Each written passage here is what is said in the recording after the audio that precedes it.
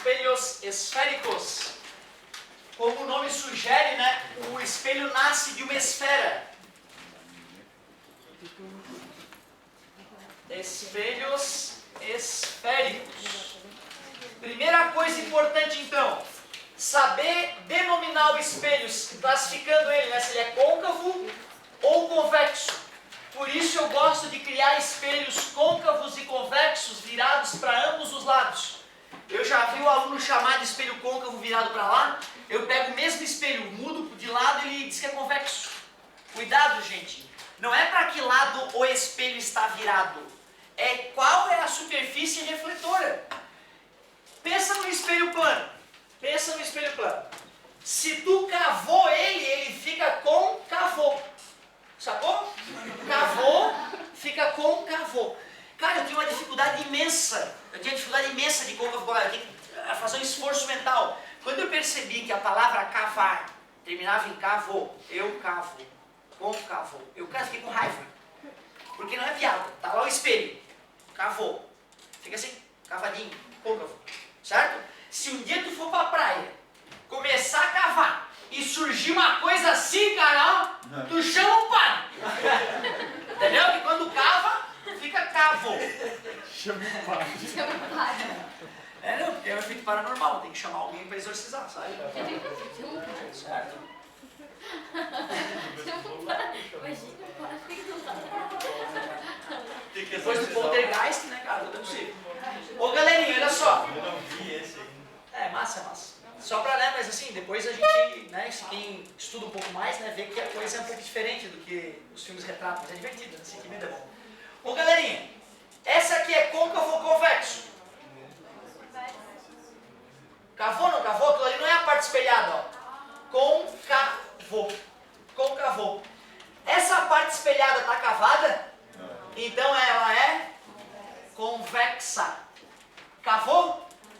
Cavou a parte espelhada, côncavo. Côncavo. E cavou a parte espelhada? Não cavou, o nome é convexo.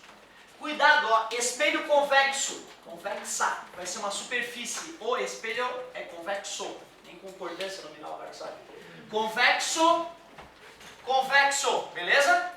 Eu acho que quando eu desenhava um cara só, o cara olhava o C de côncavo, sei lá, mas né, também é côncavo ali, eu sei lá, achava que isso aqui, aí virava o espelho e virava convexo, não pode. Outra, meu querido, ó, se eu vou lá e faço um espelho assim, ó, esse o que é? Depende. Para quem olha daqui, ele é côncavo. Para quem olha de lá, ele é convexo. Então tu vê, né, depende de onde está o observador também, porque eu posso espelhar as duas superfícies, o espelho é meu, manda o cara fazer, não, eu quero espelho nas duas, eu quero olhar assim e assim. Então aí não, a classificação depende de onde está o observador. Show! Elementos, agora que a gente já sabe classificar, elementos. Imagina lá a esfera que deu origem ao espelho, mas não é prático sair andando com uma esfera espelhada, né? Aí a gente corta ela para ela ficar mais prática, ó, de ser transportada. Por isso que, na verdade, o espelho esférico é uma calota esférica, né? Não é a esfera toda, não que não possa existir a esfera toda. Aí o seguinte, lá onde era o raio da esfera que originou, onde era o centro, desculpa, da esfera que originou o espelho, vai ser chamado centro de curvatura do espelho. Esse eixo imaginário que nós vamos usar para nos guiar é chamado de eixo principal. Eixo principal, esse é o nosso espelho, ali é o centro de curvatura. Esse ponto onde o eixo principal atinge o próprio espelho é chamado de vértice. Mas o ponto mais importante é o ponto médio entre o vértice e o centro de curvatura, que vai ser chamado de foco. O raio da esfera que originou o espelho vai ser chamado de raio de curvatura. E essa distância que vai do vértice até o foco, ou do foco até o centro de curvatura, vai ser chamada distância focal. Esses são os elementos do espelho. Vamos lá. C, centro de curvatura.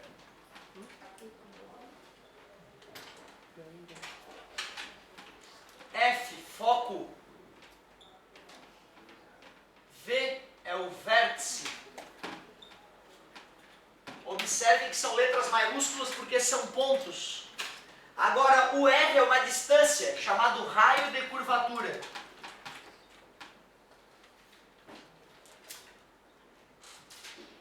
E por isso é minúsculo. O F também é uma distância, por isso o F minúsculo é chamado distância focal. Comparando o raio de curvatura com a distância focal, qual é a relação matemática entre eles? Obrigado, R é 2F, ou F é R sobre 2, né? Certo, galerinha? Essa relação ela é tão simples que às vezes o vestibular não traz ela, né? Entende que o aluno deve lembrar ela. Bom, até aí nada demais, né, pessoal? Até aí tá tranquilo. Vimos qual é a classificação dos espelhos esféricos, côncavos e convexos, depende da superfície refletora. E vimos os elementos: vértice, centro de curvatura, distância focal, raio de curvatura, foco. Quando nós vamos fazer análise gráfica de um espelho esférico, as leis da reflexão vão continuar sendo respeitadas. O raio incidente, o raio refletido e a reta normal são coplanares. O ângulo de incidência é igual ao ângulo de reflexão. Só que, para facilitar o nosso estudo gráfico, tem regrinhas que vale a pena decorar, que facilita a nossa vida.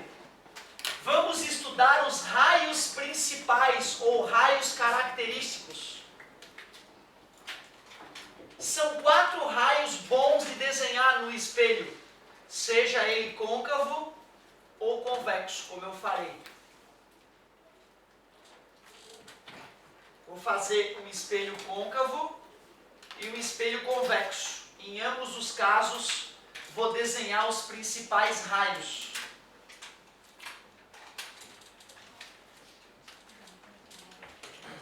O raio que chega no espelho paralelamente ao eixo principal, ele vai ser refletido passando pelo foco. Não é que o foco atrai a luz, gente, é só porque a reta normal estaria bem no centro de curvatura e o ângulo de incidência é igual ao ângulo de reflexão. Para que a lei da reflexão, a segunda lei da reflexão seja respeitada, o raio que chega paralelo sai pelo foco. E aí tem que decorar isso, cara. Chega paralelo, sai pelo foco. Chega paralelo, sai pelo foco. E já que existe a reversibilidade dos raios de luz, o raio que chega pelo foco se reflete paralelo. 2 em 1. Chega pelo foco, sai paralelo, chega paralelo, sai pelo foco. 2 dos 4 raios característicos.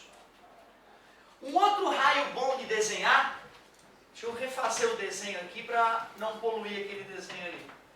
Um outro raio bom de desenhar no espelho esférico é o raio que atinge o espelho passando pelo centro de curvatura. O raio que atinge o espelho passando pelo centro de curvatura, como a reta normal também passa pelo centro de curvatura, o ângulo de incidência é 0.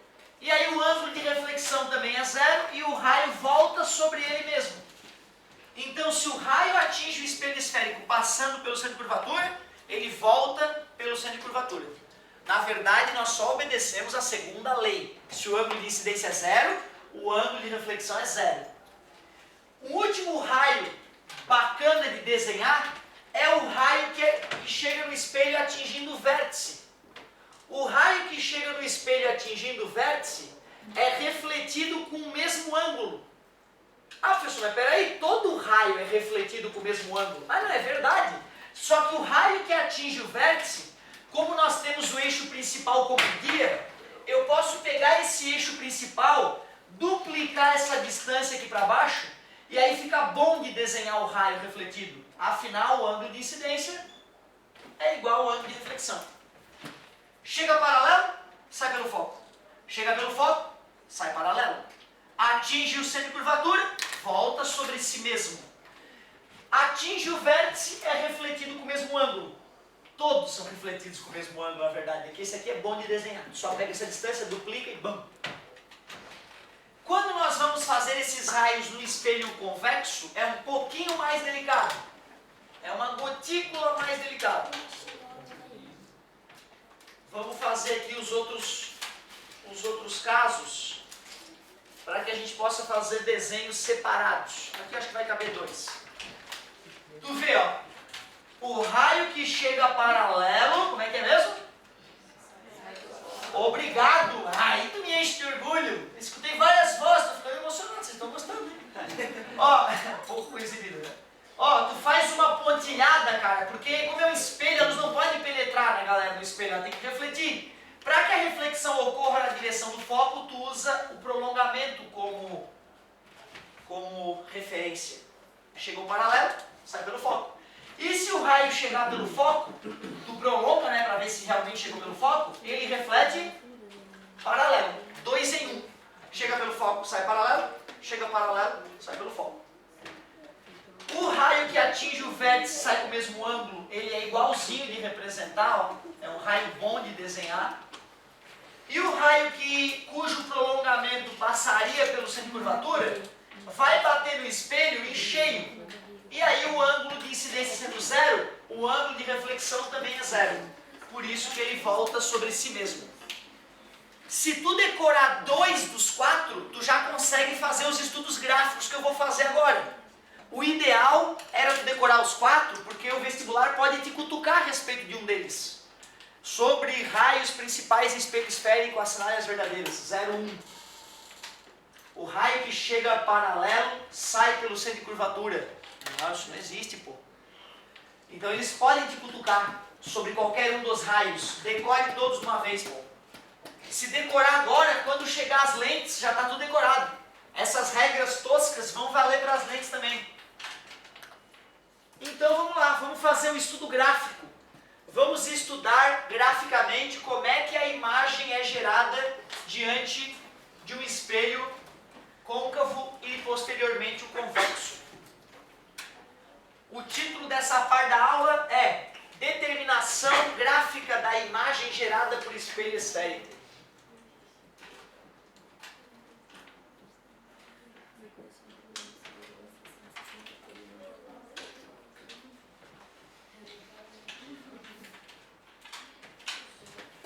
Como é espelho esférico, né? Determinação gráfica da imagem. Ó, negócio é o seguinte. O espelho côncavo, ele é mais chato de fazer o estudo. São 5 situações distintas. Eu gostaria que tu não decorasse as 5 situações distintas. Eu gostaria que tu raciocinasse comigo e entendesse. Assim, se no vestibular te perguntarem sobre isso, tu pode fazer o desenho na hora e matar a charada, sem decoreba. Vou fazer aqui então o eixo principal, vou desenhar um espelho côncavo. Se ele era assim grandão, o centro de curvatura dele era para estar mais ou menos por aqui. E aí a distância focal está bem no meio. Contei quadradinhos, ó, 3 quadradinhos, 3 quadradinhos. Então é um espelho bem honesto. Eu vou botar um objeto diante desse espelho. Vou botar um objeto aqui assim, ó. Atrás do centro de curvatura, tá vendo? Quantos raios eu devo desenhar partindo da cabeça desse objeto para saber onde é que a imagem se formaria? Parabéns, garoto. 2. Eu, particularmente, sempre uso os mesmos. O que chega paralelo sai pelo foco. E o que atinge o vértice sai com o mesmo ângulo. Eu pego a coisa que eu estou usando como coisa de escrever e uso ela como régua, mesmo que o vestibular não me permita usar régua, entendeu? E aí eu vou lá e consigo medir daqui para cá, duplico a distância e vou lá e faço o desenho. Desta maneira eu estou garantindo que o ângulo de incidência é aproximadamente igual ao ângulo de reflexão. Aonde os raios refletidos se encontraram é que vai se formar a imagem, características da imagem. Real, ela é feita de luz de verdade. Bota a mãozinha, aparece a tua mãozinha. Invertida, de cabeça para baixo. Nitidamente menor do que o objeto, comparando. Nós vamos agora avançar com o objeto, mantendo tudo no mesmo lugar. Vou pegar o mesmo espelho, então a distância focal está aqui, o centro de curvatura está aqui, ali está a parte não refletora, vértice. O objeto estava atrás do centro de curvatura, agora eu vou botar o objeto bem no centro de curvatura, para ver o que acontece. O raio que chega paralelo. Obrigado. O raio que atinge o vértice dobra a distância, faz com o mesmo ângulo. Os raios vão acabar se cruzando bem no centro de curvatura. E se nós formos comparar o tamanho da imagem com o tamanho do objeto, perceberemos que são iguais. Continua real, continua invertida, só que agora do mesmo tamanho. Eu tenho medo de escrever igual, porque será que se eu levantar a minha mão direita, a imagem levanta a mão direita dela? Esse é o meu medo, né? Porque escrever igual é dizer que é tudo igualzinho, né? E por isso que eu prefiro escrever do mesmo tamanho. Mas o vestibular mesmo fala, igual a gente entende que é do mesmo tamanho. Sem problema. Cara, olha o que aconteceu. Quando eu aproximei o objeto, a imagem se afastou e cresceu, né? Se continuar nessa mesma ideia, se eu aproximar o objeto ainda mais, a imagem deve se afastar e crescer ainda mais. Vamos ver se realmente isso vai acontecer. Eixo principal, espelho côncavo, 1, 2, 3, distância focal, 1, 2, 3, centro de curvatura, vértice. Vou colocar o meu objeto bem no meio do foco de centro de curvatura. O raio chega para... Olha que bonitinho. O raio que atinge o vértice. Abre a distância, sai com o mesmo ângulo. E aí eu percebo que eles se encontram nesse pontinho no características. Continua real. Continua invertida. Só que ficou maior. Será que é uma boa forma de usar um espelho de aumento? Sim. Só vai, o ideal é que tu coloque teu objeto a observar de cabeça para baixo, né? Se for para ti mesmo, não. Né? Espremer um cravo aqui, tá na testa e tu espremer para um lado, vai para o outro. É um saco, né? Quando o cara vai fazer alguma coisa na frente do espelho e a imagem não está na posição adequada, né? Tu mexe a mão para um lado. Já tentasse 2 espelhos? Tentar 2 espelhos, mexer em alguma coisa do teu cabelo com 2 espelhos, cara, até o cérebro entender para onde é que a mão tem que ir, cara, é um trabalho. Então não é o ideal como espelho de aumento. Como dá para usar como espelho de aumento, mas não é o que a gente usa na nossa casa. Cara, para essa quarta situação, o aluno tem que esperar que vai dar merda. Se o aluno não esperar que vai dar merda, aí mesmo é que dá merda. Então olha só, se tu confiar na tua mão, cara, a mão do cara não é precisa, principalmente no vestibular, bicho. No vestibular, a adrenalina, tu tá tremendo mais que vara verde. Se tu for fazer um desenho, pode ficar feio. Não confie tanto no teu desenho. Se o cara for fazer o desenho nessa nova situação, foco, centro de curvatura, vértice. O objeto estava aqui, botei ele aqui, botei ele bem no meio, agora eu vou botar ele bem no foco. O raio que chega a paralelo sai pelo foco. O raio que atinge o vértice é refletido com o mesmo ângulo, duplica e faz o desenho. Se tu tá nervoso, cara, esses raios ou vão se aproximar ou vão se afastar. Raramente no nervosismo do vestibular os raios vão emergir paralelos como devem emergir. Se os raios emergem paralelos, nós sabemos que retas paralelas se encontram no... Por isso que a gente diz que a imagem forma-se no infinito ou é imprópria. Imagem imprópria. Ou forma-se no infinito. Essa história de formas no infinito não é um delírio, tá? Se uma pessoa estiver bem distante do espelho, ela enxerga com nitidez a imagem. Isso é que é legal. Não é um delírio. Só te peço um segundo para desenhar a última opção. A última opção para o espelho côncavo é quando o objeto está entre o foco e o vértice. E nesse caso, olha que diferente vai ficar. Chega paralelo, sai pelo foco. Atinge o vértice, reflete com o mesmo ângulo. Os raios refletidos estão divergindo. Tu prolonga. Ao prolongar, tu vê onde é que eles se encontram. Jezebel, que bela imagem! É a situação onde a imagem é maior, virtual e direita. Sempre que é virtual é direita, sempre que é real é invertido, uma decoreba boa. É o nosso famoso espelho de aumento. Provavelmente todos nós devemos ter um em casa, às vezes nem sabemos. Às vezes é o de boa. bolsa, que aumenta um pouquinho só, mas é um espelho de aumento. Se ele é de aumento, é isso aqui. Quer dizer que se tu te afasta dele, tem que dar um borrão. Se tu não vê um borrão, leva para benzer. É espelho de aumento. Nossa, como tá grande meu cravo. Aí tu vai afastando. Borrou. Tem que dar um borrão. Engraçado, não tô vendo porcaria nenhuma. É porque tua cara tá bem no foco. Afastou mais um pouco. Se tu não ficar gigante de cabeça para baixo, vai para a igreja. E benze. Certo? E se tu continuar se afastando, continua de cabeça para baixo. Só que aí vai diminuindo. Beleza? Quem tem espelho de aumento, a tarefa, testar isso aí. Testar essas 5 posições. Certo? No espelho. Fala um Aquele pouquinho. último é o mesmo dos outros, né? Mas é o mesmo. Qual? O último ali é o mesmo, né? Ah, todos côncavos. O Tanso não botou a parte espelhada. Tem que ser, cara, porque o espelho convexo vai ser virtual, menor e direita, como nós veremos na próxima. Certo, galerinha? Obrigado pela pela atenção. Hoje não nos vemos mais, né? Vemos mais uma vez? Porra, como é que vocês me aguentam, cara? Nem eu me aguento mais essas horas.